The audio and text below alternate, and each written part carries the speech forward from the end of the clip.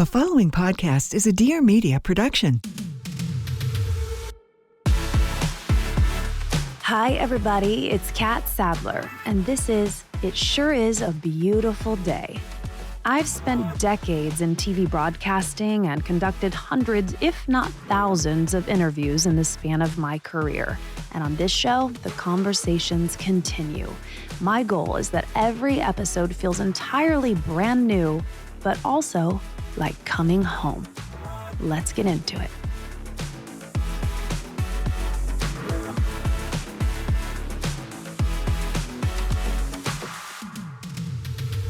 Oh my goodness. Here we are. I have missed you.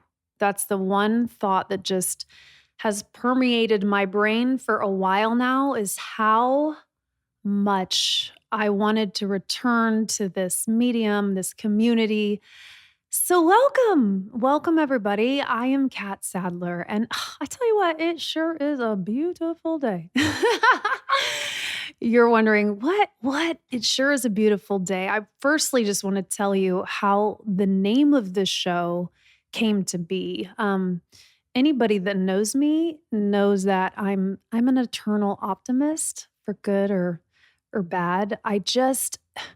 Being a positive person my whole life has taken me so much further than any of my skills or talent or abilities or whatever. It's really helped manifest and kind of summon in really good things in my life. So I am that person. I go around, or I take a walk with my dogs, or I'm out with my friends or whomever, and I'm always like, God, it sure is a beautiful day. And I would say that enough that people started saying, God, you always say that. And it's true. And I think why that became the perfect title for this show is because for the first time in my life, through the pandemic and through living through the last year and COVID, it was the first time in my life where I was like, God, it's harder to say that. It was harder to find the beauty in every day. And I, like so many of you, probably found yourselves on the floor or scared or completely unsettled. And so through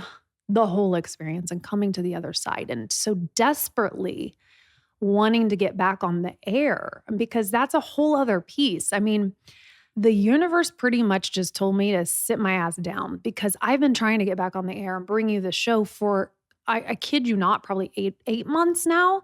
It was about halfway through COVID when I was like, okay, I'm gonna do a new show. It's gonna be a little different. I want to, try and infuse some joy into people's lives, but it wasn't happening. I mean, for a myriad of reasons, the business of it, you do have to find a home for your podcast, how it would look, when I could do it. And I finally just realized it was like, the universe was like, it's not time. It's not time. And guess what, Catt?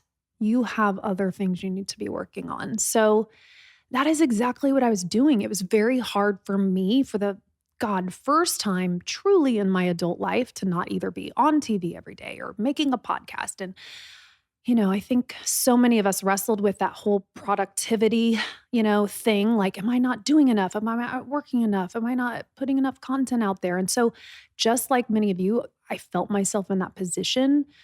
But luckily, I didn't have a choice. So I went in and I was doing a lot of the work on myself that I needed to do in this last year. So I don't even know that it would have been any good to come on here and come to the mic and really have a show. So it's funny how things turn out, though, because all of this has come together and the timing is right. And I'm so freaking excited about this show. And I am so touched by how many of you have been like, where are you? Where's your podcast? When are you going to be back? So thank you wholeheartedly for your patience, because it's so annoying. Trust me, when I'm like, soon, coming soon, it's coming soon. Well, finally we are here and we are live. And this show, my hope and my vision is it's going to be kind of all of the things. I'm going to share in a way personally I never have before. And yes, if you're familiar with my other podcast, Naked, I definitely opened up. But in this format, we're really, really going in. So I hope you like me, because if you don't, you're not going to like this show, because I am stripping everything away. I am letting go of the need to be liked. I am not seeking your approval, frankly. I'm just going to be me, and I'm not going to filter myself, and I'm not going to edit myself, and I'm going to speak from the heart. And hopefully that resonates with you, and hopefully you come here and feel a connection. I really, really do hope that. But not only am I going to be talking about myself a lot more and what's going on in my life and with my kids and as a mom and my dating and my health and all those parts of my world, but I'm going to have some family on. I'll have some friends on occasion. And yes, I will be having guests. I love interviewing. Of course, that's my background. I'm a journalist. I've done that for decades. So I'm thrilled to say we already have so many phenomenal people that are scheduled to be on the show, that are giving of their time and their expertise. And they too are just going to rock your world and shed so much light on so many different issues. So I'm just so excited about the lineup we have coming your way. But the newest element that I'm adding to this formula is that on occasion, and hopefully more often than not, I am going to be joined here with a lovely human being. She's here. Can you hear her giggling? I'm trying to get to the introduction. I hate the word. Maybe you don't hate the word sidekick / co-host / talent / personality, whatever. But let's just get to her now. I'm just going to, since you're here and I'm staring at you, you guys, welcome Catt Madry to the show. Hello. Hi. Gorgeous. Oh, gorgeous. Right back at ya. So they're like, well, who's Catt and why Catt? And some people who have followed me might know Catt was formerly Katie. Your professional name is now Catt Madry. My government name. Katie first, several years ago, was an intern for me for my digital brand, The Catwalk. So we got to know each other through that internship, and then we started working together. But Katie is an actress. She's a comedian. You've probably seen her on national commercials or all over your social media. And if you don't follow her on Instagram, you must, because there is no one quite like you, Katie. Thank you. I mean, that is a fact. Thank you. I think that's a fact. Hopefully for everyone, there's no one like anybody else. Well, true. But I really appreciate that. Thank you. You're such an original and you're so unique. And sometimes I watch your stuff and I'm like, what did I just see? I know. What did I just watch? What was that? Definitely. Well, thank you. I'm excited to be here and to talk. Well, I just thought, I think, of course I could sit here and just talk at the people all day, but I wanted Catt to join this show in particular because we're two very different women. I think we love and respect each other. We have some history together. We've been to Paris together. Yes. We've done some cool things.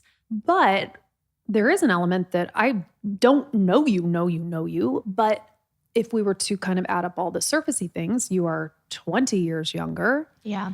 We're at completely different stages in life. Totally. I've been married twice, divorced twice. I have 2 teenage boys.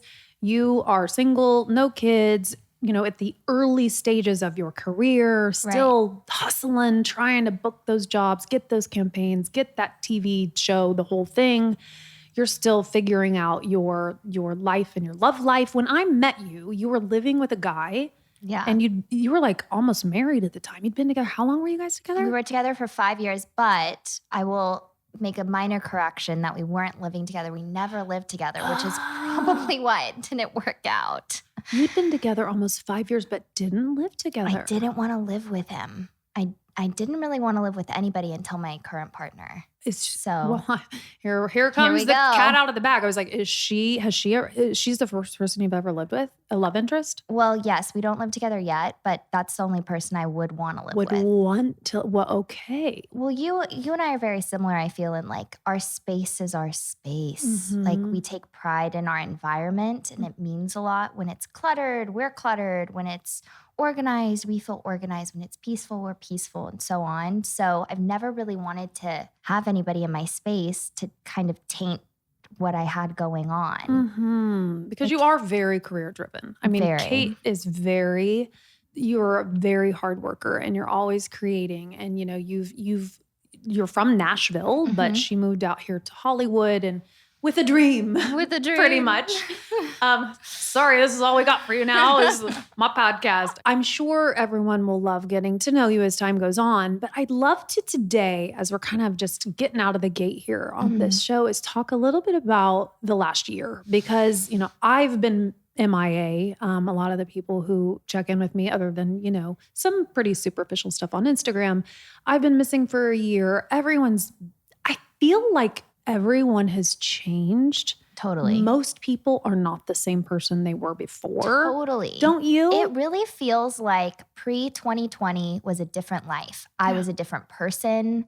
Everything, the way that I looked at things, the way I thought about things, my goals, my plans, everything just shifted. Did it shift for you? Oh, yeah. I'm not the same version of myself. That's for sure. I mean, and that does happen in life. I've lived long enough to know that this won't be the only time for you probably either. But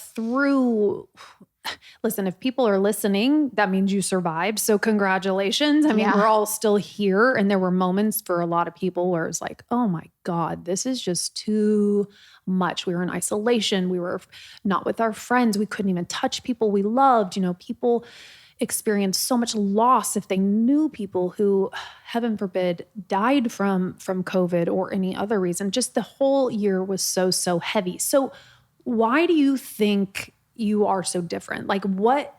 When did you realize that, okay, I'm shifting, I'm changing, I'm reevaluating, I'm thinking? Because for me, like at the beginning, I was just a hot mess. I was going through a whole bunch of stuff we can talk about, but it wasn't until about, you know, good quarter of the way through, I guess, the pandemic when I was like, okay, I got to get a hold of myself and I have an opportunity here to change. Yeah. But for you, like, how did it happen or how did it evolve? Well, my life pre-lockdown was very busy. I wore about 11 hats every day. I was working different jobs. I was trying to be different things to different people and put on different faces. And sitting with that in the stillness of like my own Burbank apartment, I realized that the coping mechanisms that I had just weren't gonna work. It was like a really crappy raft in a tsunami. Maybe you'll get afloat a couple times and you kind of see your head is above the water, but long term, I realized it just wasn't gonna work. And what were those coping mechanisms that weren't doing the job? Well, I definitely drank a ton. And really escaped my reality. I think a lot of people did though. Oh God, yes, and still do. Still are, yeah. I mean, pandemic or no pandemic, that's most people. Yeah, but I just had a moment where I realized that instead of trying to escape my reality, I just wanted to make my reality better so that I wanted to not escape it. And I'm still figuring that out, honestly. I think it'll take a long time. But had I not been forced to sit with myself and had I kept wearing the 11 hats that kind of muffled all the noise out and allowed me to make excuses for binging or letting everything go because I was so busy all the time, I definitely don't think I would have gotten to the place that I am now with wanting to be in a sober, healthy mindset. As someone who has known you a while, I've seen the transformation slowly because we didn't get to see each other a lot this year. You had a mask on most times I saw you. But I can see it and I can feel it and I'm so proud of you. I've always adored you, but there is this like seismic shift and it must, firstly, must be the alcohol or lack thereof. And like, talk about clarity. I mean, you're kind of forced to stare it down at that point, right? Oh, totally. I was just saying last night, there's like these voices in our heads, which my therapist has told me to name mine. These negative self-talk voices, which is really like your inner child, how you used to cope when you were like young. Mine's Harper because she likes to harp on a lot of things and kind of go down the rabbit hole. Do you have a voice in your head? Oh, I probably have several that I haven't named them. That's a fabulous idea. Yes. I might lose track of all their names. There's so many. No, I'm doing better too. I'm doing much better too. thank you to therapy. Thank you to my Dr. Rick. I mean, that's what I discovered this year. I've never in my life, I've probably gone to therapy half dozen times, and I go in and then I go out, or I end up, you know what I'm doing is I end up lying to myself and lying to the therapist. And so I end up just stopping. But why? Exactly. Well, that's why I leave, because it's a waste of time. It's a waste of money. It's why not wanting to face the truth. Like, are you just wanting to seem like you got it all together? Probably. For your please your therapist? Yeah. Totally. I've been guilty of that. You know, you say you wear 11 hats. I probably wear a mask. You know, it's like maybe, you know, the one thing therapists have said to me over the years, the ones I've gone to, even if I didn't stay very long, they would say to me things like, where do you put it all? Where do you put it all? Because intellectually and on paper, and if you're writing down all the things and all the accomplishments and I have so much to be grateful for. But then when I go down that, you know, road of history or bad relationships or some childhood stuff or any past trauma, they're like, holy shit. When I tell them the truth, they're like, well, where does that go? What do you do with it? I'm like, I don't know. I guess it was just suppressed so far down. But eventually that catches up with you, like you said. And so I finally, again, same thing, hallelujah, silver lining, when you can't work as much, when you're stuck at home, when you're stuck with yourself, when you go through a horrific breakup during a pandemic, it was like, listen, are you ready to do the work? That's what happened for me. It's like, you want to do the work, or you want to just kind of keep having another glass of wine, maybe date a new guy, get another guy. But what made you realize it? Like, what was your pain, straw? the worst pain, the ultimate pain. Couldn't cope? No, I mean, didn't want to cope, didn't want to use the tools you had been using. They were dulled. They didn't work. Like, what was it? It was the suffering on a level. I'm sure the breakup and the pain of just the loss. And it wasn't a normal breakup. Also, anyone who knows me knows I'm actually friends with my ex-husbands. I don't like conflict, but it was so hurtful. And I experienced so much betrayal and pain that I was at such a low. And then you add that to, in the past, I would have gone out and met my friends at the bar, you know, or I would have had a guy a week later who's like, want to go out? I always just jump to the next. Totally. So then you never deal with your shit, right? So I couldn't do that. I couldn't even go to a restaurant. There's nowhere to go. You can't hide anymore. So that coupled with, hallelujah, I was in such crisis mode, I kid you not, that thankfully, I was reading Untamed. I remember this specifically, so right? good. Oh my God, thank you, Glennon Doyle. Glennon Doyle, Untamed. I was reading Untamed. Well, I'm telling the story a little out of order, but I remember getting a call from a friend, Hillary, who at the time was an acquaintance. I'd worked with her maybe twice. And by the way, I'm kind of older. I have my friends kind of like set. I don't like just randomly go out and start new relationships all the time. I'm just too busy. But Hillary had texted me and she just said, would you ever want to go on a walk? Because at the time, that's all you could do, right, in LA. And it's like, you want to do a walk and we'll walk 6 feet apart and you can wear your mask. And I normally would have been like, I'm too busy, or, you know, I wanted to stay in my comfort zone, but I said yes. So I said yes. And then that walk turned into a really, really nice friendship with a really beautiful girl. And she had said on that very first day, have you read Untamed? And I was like, no, I've heard a little about it. I feel like everybody read it. It was like a wave. A wave. I listened to it on an audiobook because I really hate reading. I'm not good at it. Well, I did both. That's how good it is. I read the book and then I literally would listen to it every day on my walks. And so through that and through that book and my therapy, I started my therapy. Oh, that was the story, is that Hillary said, I got a really good therapist. And so she introduced me to Dr. Rick, who, by the way, isn't even in California, he's in Michigan. Shout out Dr. Rick. But anyway, that's when things started aligning for me. And back to your point that you're like, I got this. I think you're a Virgo too, right? Yeah. We just do everything ourselves. We do it best ourselves. So we don't ask for help. And I think we have some similar upbringing stuff from the Midwest.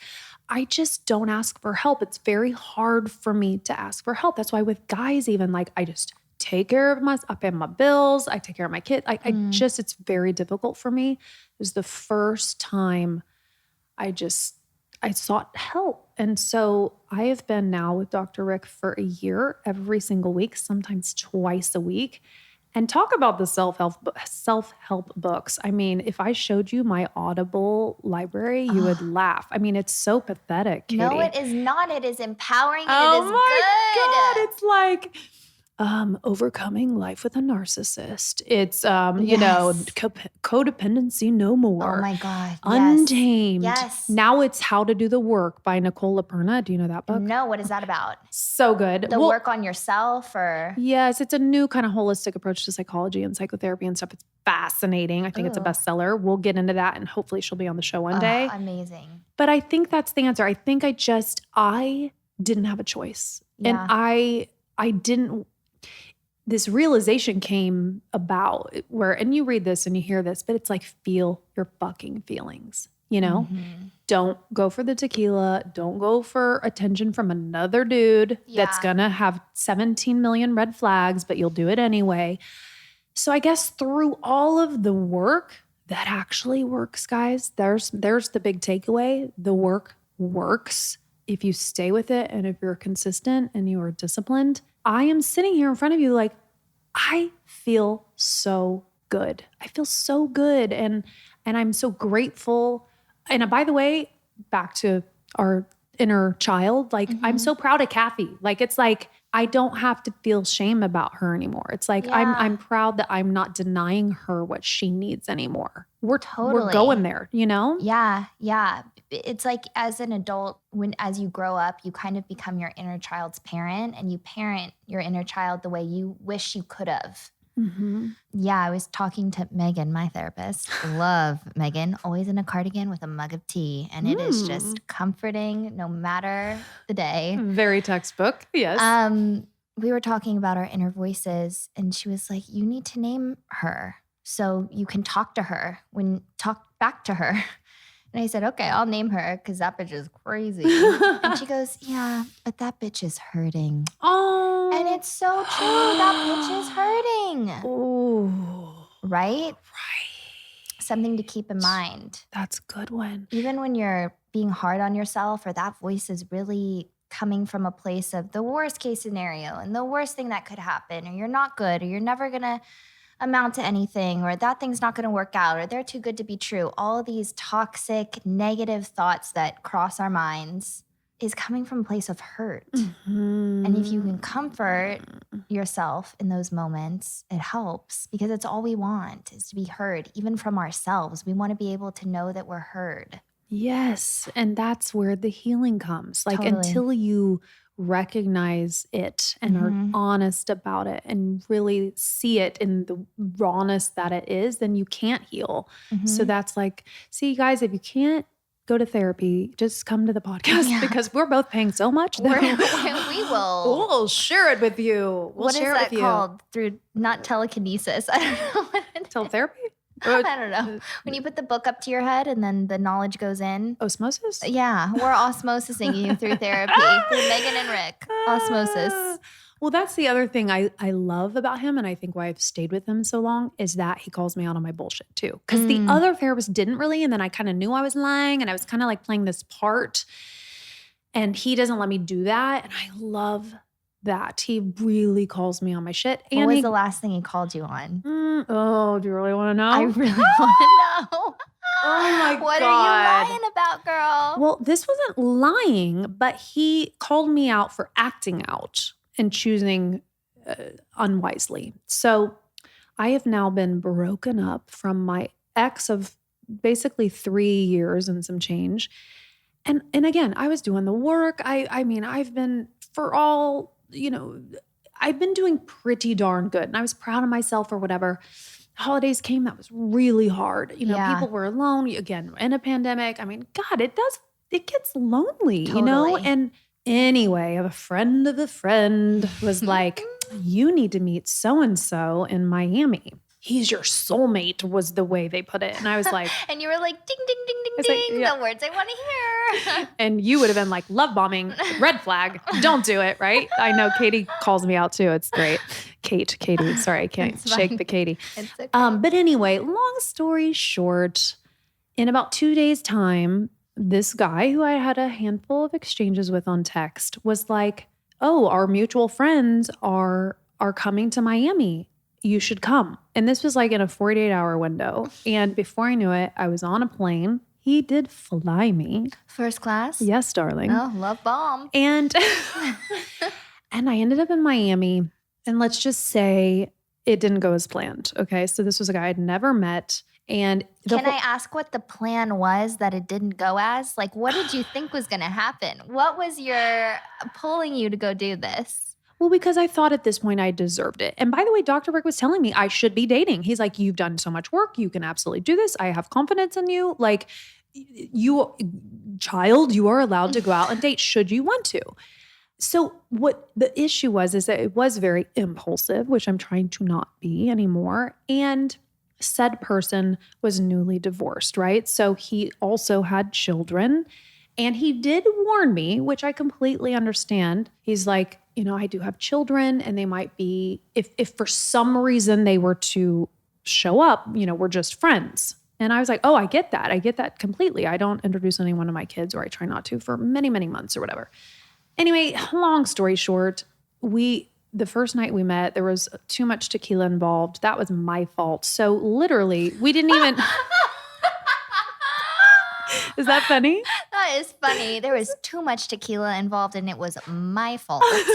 Well, it's my fault for consuming it. Did you get nervous? Like, were you just like, I was my God, I'm nervous. And I've been out of the game. And so yes, I got nervous. I'm flying across country. It's 3 hours later there. I'm completely nervous. What time do you didn't have dinner. I landed at 8. He and his friends were like, hurry up, get here. They were on the beach in Miami because everything was open in Miami at the time. Right. So compounded with, I hadn't even seen other people in like a year. The whole thing was crazy. By the way, I know you're all like, you flew? I know, yes, I did also fly during first class. Well, that's right.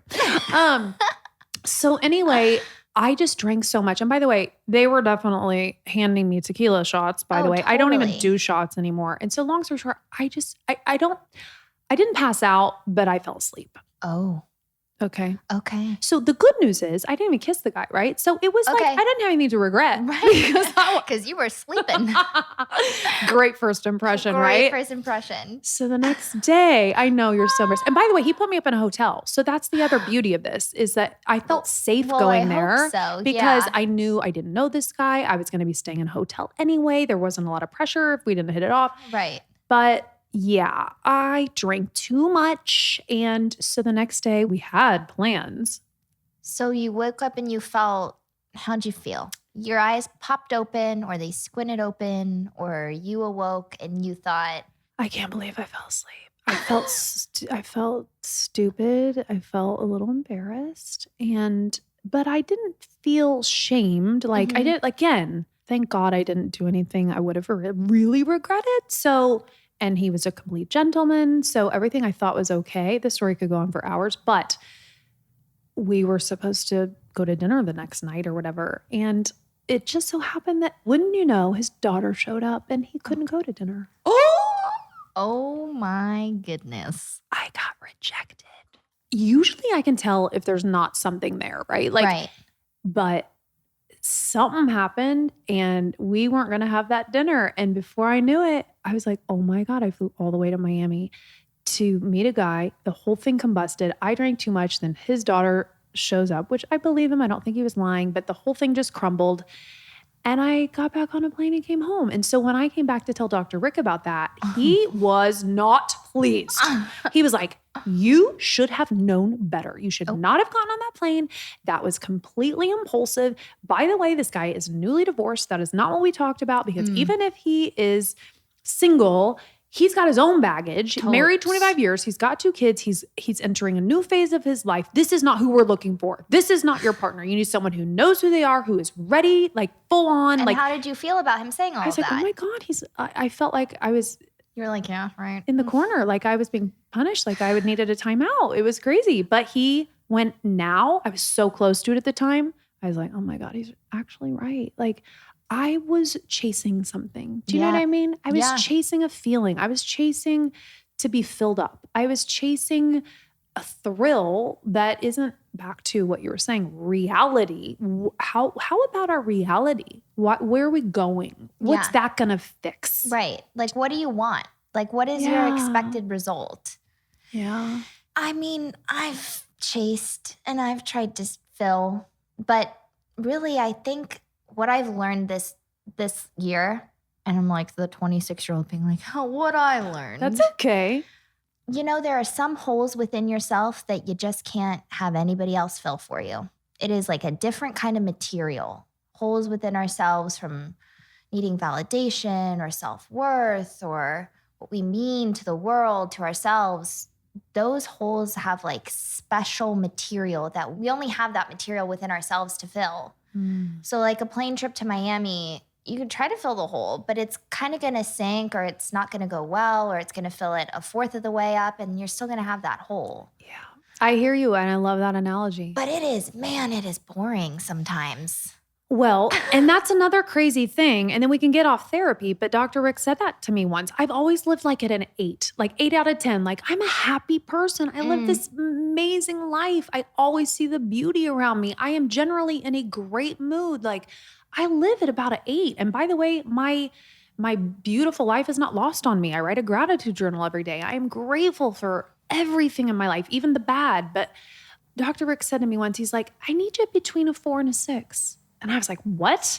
He's like, no, that's where we want you, is between a 4 and a 6. Like how your Meaning, happiness or? Well, it's to your point about like, that can be boring. It's because steady wins the race, right? It's like, if we're always impulsive or always chasing a high, man, the lows really are low. Yeah. So it's finding that middle ground and almost the hum of just a more peaceful existence and relishing in that, which is another phenomenal book that got me through the last year. And that is When Things Fall Apart by Pema Chodron. And that's a lot of kind of the Buddhist thinking is just about being in the moment and being here now and not labeling everything good or bad. And there are so many wonderful teachings in that book as well. And so, yeah, those are the things I'm trying to fill my holes with. Right? Instead of another hot guy. Yeah. Another hot guy. Or in your case, hot girl. Hot girl. Hot girl summer. That's what I had, a hot girl summer. And a different level. And how is that? I mean, because you're like, I came out of a pandemic a different woman. I mean, totally. How did that come to be? And did you have any hesitation or trepidation? Or Totally. Yeah. Let me give everybody a little background. I have always dated men. I have always thought I was supposed to date men. I've always thought, I'm going to have a husband and a kid and that's what I'm going to do. And I don't want that. I don't want it. Yeah. I just don't want it. Yeah.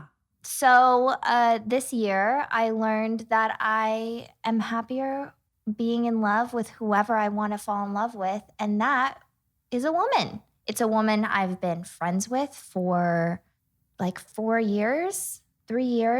Never thought of a romantic thing. And we fell in love at your house, Catt. House sitting. Is that your the house. Weekend? That was when? Started kicking off then. Gosh. And it is the healthiest relationship I've ever been in my life. The communication within myself, she challenges me to communicate how I'm feeling, to go deeper. I challenge her to communicate what she's thinking and feeling. We validate each other. Even at the end of any argument or any tough conversation, it always ends in, I totally hear what you're saying. And not just like a yeah, I hear what you're saying. In a, I see you and I hear you. And maybe it doesn't change how I feel, but I can understand where you're coming from. And that was not laid out for me in my parents' dynamic. That has never been shown to me in any of my family's dynamic. So it is a really new thing. Whoa. Really new. Well, I'm so happy for you. I mean, Thank I you. say it when like you are glowing and I know, Thank you know, you. maybe it's a combination of all of the things. Being in love is a really beautiful glow, not drinking anymore, all of those things. You say I finally found like real love and I happen to love a woman. Do you think that was possible because you were starting to really love yourself? Totally. Did the self improvement and examination come prior to falling in love with her a little bit? Like, were you a better you then? Oh, yeah. No, I can't say I was my best self before her. And I can't say that because of her, I'm my best self, because it really is like an encouragement to do the work and she gives me enough space to work on myself and grow. So I don't feel dependent, but I feel supported. And I've never felt that way.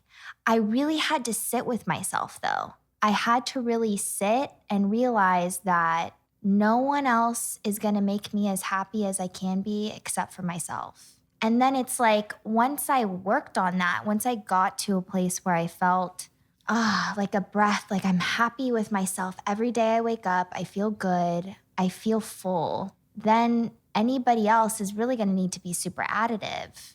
And instead of feeling like somebody needed to like be a patchwork, they can just be additive.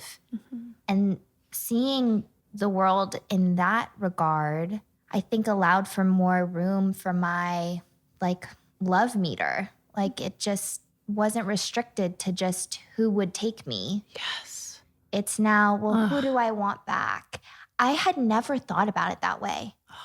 I had never thought that I get to choose back. Oh my gosh. And you think about it, like think about Cinderella and Snow White and all of these fairy tales that we watch growing up. And it's like the prince chooses the girl and she's just ecstatic about that. Just the fact that she is chosen. And there's really no choosing back. I mean, Snow White's dead and he kisses her. You know, like he has the power. Kind of funny indebted. how that works. Right. Yeah. And how, I mean, you hit on such a important point because it's like, look at you, right? Gorgeous, funny, smart, successful, driven. You have all of these wonderful characteristics and still you didn't even realize your worth. You didn't even see that, oh, I get to have a say. I'm worthy of an opinion on my relationship and who I get to be with. I mean, come on.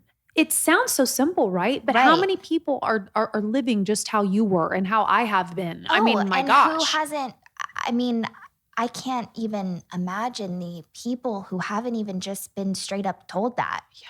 Like, you get to choose. Yeah. This person wants to take you on a date. You can say no. Or like, yeah, you've been dating this person for 4.5 years. You can walk away from it. You are entitled to having that change. Change is good. Change is uncomfortable. And it means we're stretching these muscles of our souls, really. Like, we have to keep growing. Yeah. I heard this quote. I kind of forget where I heard it from, so sorry. But they said, most people go through their life searching for comfort. And the way to stay happy and successful is to search the uncomfortability in life. So search to be uncomfortable in your career. Search to be uncomfortable with your feelings, with your goals, with your dreams. Dream big and be uncomfortable in it. Yeah. And then you'll have a really fulfilling life. Because you're forced to stretch. And when you stretch, you grow. And then there's just this beautiful reward in that. Who wants to be complacent and comfortable? And how many people we know that live like that? Totally. That's a beautiful way to look at it. I've just been writing down, in all categories of life recently. Again, these are things I just always didn't do. I was too busy and, I didn't do the therapy. I didn't read the books but now I'm writing down like for the next year, what I am seeking in a relationship. And it's like you declare what it is you want in work, in my health and well-being, in the home I want, like the space in which I want to live every day, all those things, really declaring exactly how that looks. And as it pertains to relationships, I think that's why now, to your point, and being picky and being choosy, I am not wasting another day on the wrong person. I am not wasting another day betraying myself, lying to myself, accepting it, this mediocrity, right? Or by the way, damn near abuse and belittling and condescending, like no more. So it's like, same thing. Like I think all of us should be seeking a partner that helps us evolve, that mirrors us, that champions our own, success or encourages our own success, but also values that independence. You don't want to lose you in your relationship with Sarah. None of us should Totally. do that. Like we have to maintain our autonomy while also hopefully growing with a partner that values all those same things. But growing with, I think, is something really important to focus on, because for a long time I was scared. I'm going to have to be perfect if I'm going to get perfect. I'm going to, if I want this, I have to be able to match it. But you can come to a healthy relationship broken. You can come to a healthy relationship wounded. You can come to a healthy relationship in the middle of growing. I came into my relationship like not sober and still figuring out my relationship with alcohol. So yes, like we want all of those things, but you don't have to be at the finish line before you deserve something good. Right. Just be working. Right. So well said. Yeah, it's just be doing the work. As long as this person I'm with is doing some work and I'm doing my work, it's just you gotta be committed to work. Yeah. Period. Like as a couple and as an individual. Yeah. That is huge, huge, huge. Welcome to the relationship show. It sure is a beautiful day. Wow, we talked a lot about therapy, but I hope it's good and I hope it wasn't too heavy, everybody, because I was promising some sunshine. But I think. And by the way, that's a whole other topic we will address down the line, because I never want anyone to think that we need joy and we need a beautiful day because of, we have to feel good all the time. That's not the point of this either. And we are going to get into that discussion about toxic positivity and what that is and what that can mean. But thank you for sharing and being you. Yeah. This is going to be a fun Oh, this is. because there's just so much more. We just are barely scratching. We're barely scratching it. Barely scratching the surface. We were going to do a little game, because again, it's weird. Katie and I have a history, but we don't know each other super well. So, 2 truths and a lie, ladies and gentlemen. We are going to play a little game. You want to go first? Sure. You go first. You go first. You say 2 truths and a lie, and I'll guess which is the lie. Okay. I have a rational fear of crawling. You guys, what you don't understand is Katie is like such a great actress too. Like she's just so stone cold in her delivery and her face. Like I wish you could see her face right now because she's so good. Oh. Okay, go ahead. An irrational fear of crawling. Okay. I got a dog and named it Bacardi and had to give it back. And I got a tattoo this last year on my butt. I really want them to insert laugh tracks into between all of those statements. Oh my God. All true. Just kidding. One of them's a lie. All could be true. All could be true. I think the lie is that you got a dog named it Bacardi and gave it back. Did you get a butt tattoo? No, I didn't get a butt tattoo. I really want one. That was a lie. You got a dog and gave it back? I snuck this puppy into my house when I was 16. I was working at Carrabba's as a host, so I had my own bankroll to get the pee pads, to get the kibble, to get a little toy. This guy named John Overton, his dog had a litter. He was like, "Do you want one?" I've never had a dog. I took the dog. At the time, my favorite thing to drink was Bacardi. Mm-hmm. Kind of a warning sign that I was 16, loving that stuff, but we can dive into that another time. And I was thinking, how am I going to keep this dog? And so it was right around Father's Day. So I said, I'm just going to give it as a Father's Day gift. And it did not go over. They made me give it right back. Oh, shit. Yeah. Well, because I knew you do love dogs. I love dogs. Katie house sits for me on occasion, and you love my Nipsey. I love and Nipsey. my Scarlet. And Scar and her screaming Scarlet. I love it. She yells when we go for walks. I know. And Nipsey's right here she's been by our feet this whole time. I mean, did I say she? Jeez. No, we don't know how he identifies, how they identify, Tis true. Keep it open. Tis true. But I didn't get a butt tattoo. I do really want one, though. I really want a butt tattoo. Like on one cheek versus just like the other? One cheek, like up by above a the crack? What are we talking about? We're not talking tramp stamp. It's just like right by the panty line on one cheek. And do you know what you want there? Yes. What? Shake your tits.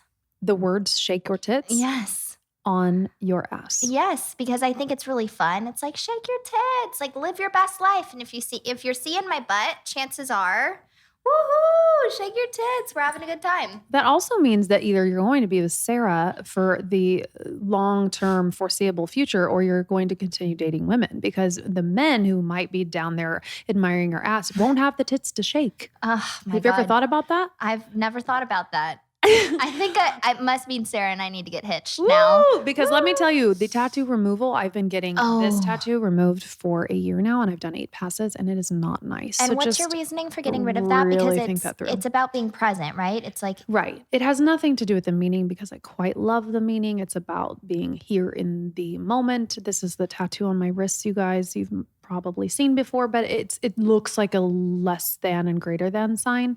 It's not that I don't love it. It's just it's the lines are very harsh. It looks too severe, and I would get it again, but just in a different place and maybe a little smaller. Okay. My kids are really sad. Austin wants to get the exact same one, so he's like, "Why are you getting rid of that?" I'm like, I'm moving it. you're moving it. And by the way, I've learned that lesson. I mean, being present is actually something I'm very good at now.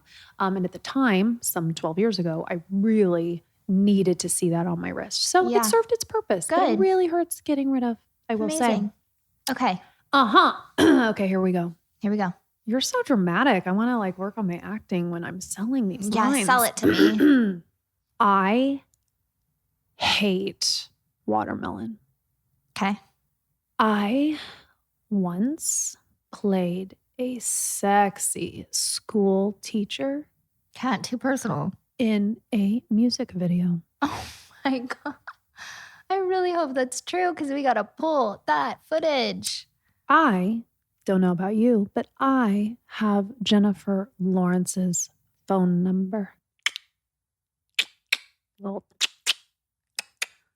Wow, clickety clack. I'm going to say, I don't believe that you don't like watermelon. Everybody likes watermelon. Frozen, mushed up, a little salt on it. I'm going to say to the watermelon. You're a liar.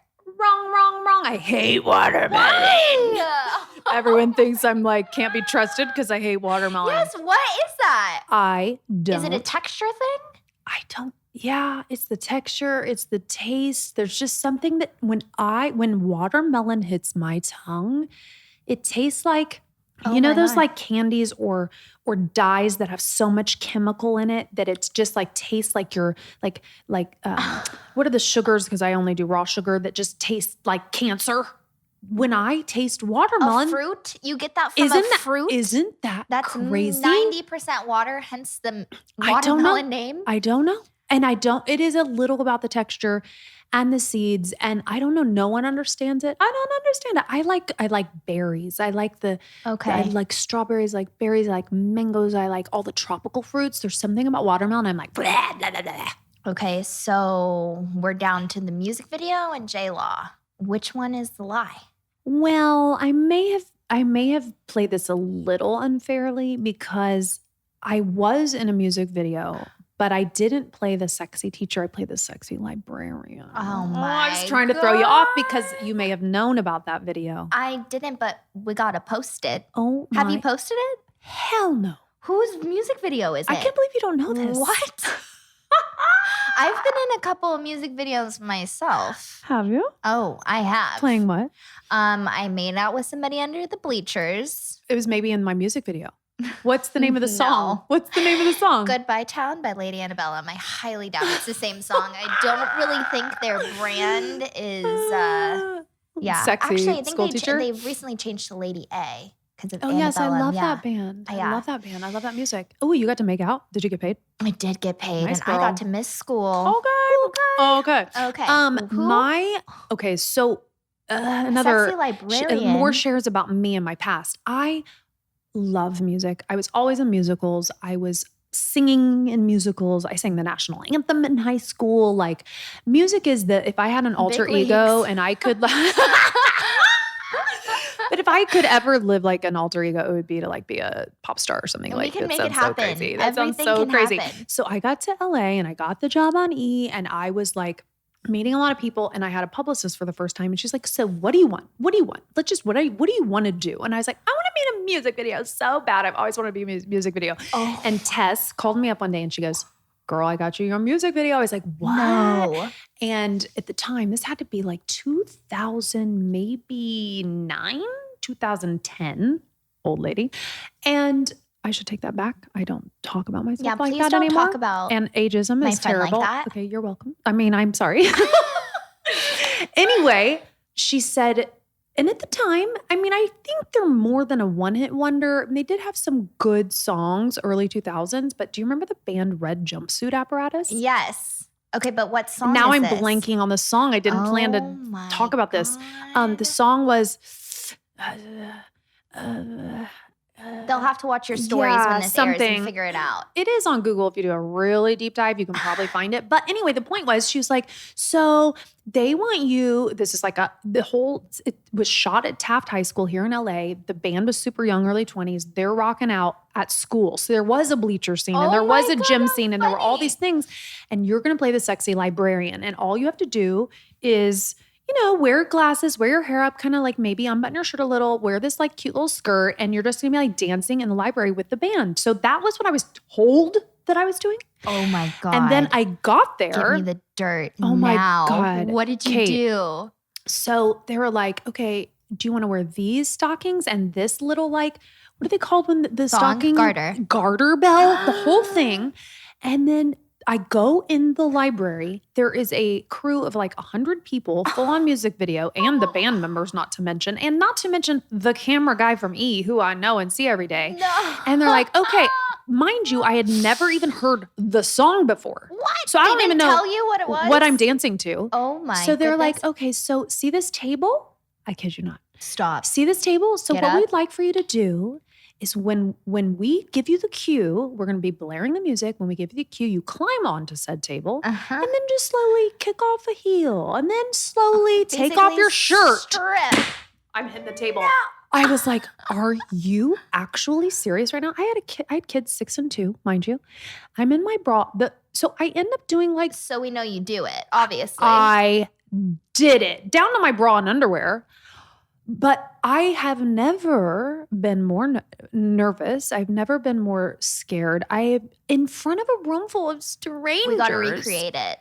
It was, I want to say horrifying, but I'll just land on liberating. Yeah. And I thought at the time, I was like trying to channel, I remember, I don't know why Angelina Jolie popped in my head, but I was just trying to think of like at the time, like who just doesn't give a fuck? Like I was thinking of Tomb Raider and I was thinking of like all these people, just do it. And so I was like, I really don't have a choice. And at that point I just did it.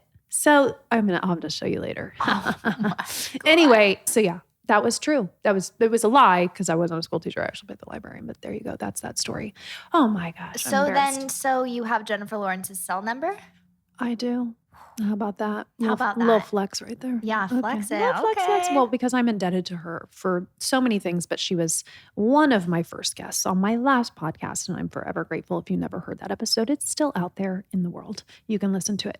Okay, I am going to drive this thing home. Okay. Before I do that, I do want to say when and we don't have to revisit this every episode, but what is your description of a beautiful day? What constitutes a beautiful day to you? A beautiful day to me is self-acceptance and being really present. Even if it's being present in the bullshit. Like present in a shitty day is still to me a really good day, a beautiful day, because you've accepted it and you powered through it. I love that. So acceptance and presence throughout the day is a beautiful day to me and kind of a hard one to do sometimes. Oh, absolutely. But I love that. I love that so much. That reminds me of one of my upcoming guests on this show. And I'm just so obsessed with her. Poet, artist, musician, writer, Morgan Harper Nichols. And she has a poem and kind of a podcast that talks about the 24-hour cycle. And it talks about how there are shadows in the day, there's light in the day, there's the ups, there's the downs, and how every day in and of itself is like a little adventure. And just being there for all of it, like you just said, whether it's bad or whether it's good, it's just like being fully present in whatever comes our way. Because it always will. We'll have our high moments, we'll have our low moments, we'll have the things we can't control. And it's just accepting that too, and just taking it for what it is, and not always having to condemn, when shit hits the fan. That's, or fix, exactly. And how much energy goes into that. We actually do have a little control over that. It's all a choice. So I love that. I love that so much. And I'm going to end. Some of you may remember my cat formations, because I do want to end on a high, happy note, or a inspirational note. I'm going to try and end every show with a cat formation. And this one actually comes from Morgan Harper Nichols, who will be on an upcoming episode. But she said this, and when she does her quotes, she also does the art around the quote, and she paints, and she's just so talented. But she posted this quote yesterday, and it really resonated with me. She said, "You have not missed out on what was meant for you." And I just love that. It's like, true. It's just true. Like, what's meant for us finds us, and not getting stuck in obsessing about what we could have done, or could have been, or should have done, or all those things. So, whatever that means to you guys, you have not missed out on what was meant for you. So cut yourself some slack, right? Yes. Okay. I love that. I love getting to talk to you. Me too. I love having this space to be me. And I love creating community around shows like this. So welcome back, everybody. You know that these shows cannot stay on the air without your support. That's just how it goes. So it would mean so much to us if you would like our show, review our show, tell us what you thought of even the first episode. Go easy, because, I'm a little rusty. So review us, subscribe, and that way you'll know what's coming, when it's coming, if there are any bonus episodes. But we will come back to you every single Tuesday. That is the plan. And you can also follow our Instagram account, ABD with Catt. That's Add a Beautiful Day with Catt, just the ABD. And I'm even thinking of getting the hashtag ABD going. It was kind of inside as a lead up to this show, but now you know, ABD, a beautiful day. Oh my God, I'm such a dork. No, you're not. I love it. Dork it up. Okay. Yay. See, I said I'm just going to be me. So be it. Now you know. I got to come up with my other name. Harper's your girl you talk, the bitch that needs you. You think about that. I'll think about that, but I also need another alter ego, like my dorky, true self. Okay, we'll come up with that too. Everyone should have one. Okay, you guys have an amazing rest of your day and week. And we thank you again so much for hanging out with us. Take care of one another, and we will see you next time. Cheers with me, because that was our first episode. Yay. Cheers. Water and seltzer. Water and seltzer. Cheers, everybody. Everybody, thank you so much for listening. And a reminder, you can catch a brand new episode of It Sure Is a Beautiful Day every Tuesday. Please don't forget to subscribe so you don't miss a single episode. And of course, I'd love to hear from you, so leave me a rating and leave me a review. Also, follow us on social media for all the behind-the-scenes action and more info. That's at I am Catt Sadler on Instagram and at ABD with Catt. Talk to you next Tuesday.